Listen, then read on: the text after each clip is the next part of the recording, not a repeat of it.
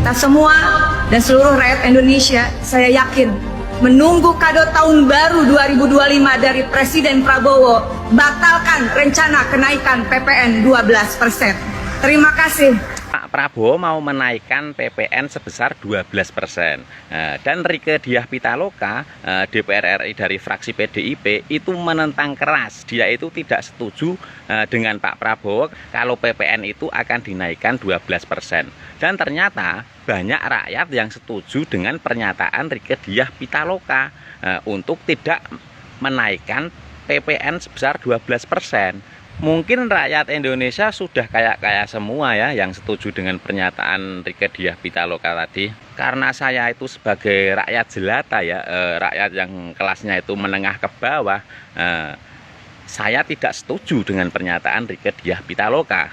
Atau mungkin hanya saya sendiri ini ya yang setuju dengan pernyataan Pak Prabowo yang mau menaikkan PPN sebesar 12%. Kenapa saya setuju dengan Pak Prabowo?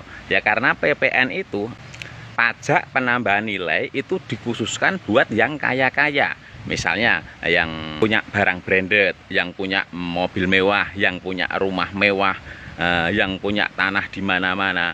Nah itulah yang PPN-nya nanti akan dinaikkan 12%. Jadi saya sebagai orang yang menengah ke bawah itu setuju saja dengan keputusan Pak Prabowo ini. Dan nanti PPN yang 12% itu yang diambil dari kalangan menengah ke atas itu buat apa ya? Untuk pemasukan negara dan akan digunakan untuk rakyat. Contohnya untuk pertambahan subsidi BLT, PKH dan juga program makan siang bergizi. Kalau saya sih lebih setuju kalau yang diturunkan itu adalah gaji DPR. Dan DPR itu tidak mendapatkan tunjangan. Nah itu saya malah lebih setuju tuh. Mana menurut pendapat teman-teman, setuju nggak kalau gaji DPR itu diturunkan dan DPR itu tidak mendapatkan tunjangan? Yang setuju komen ya. Delogok.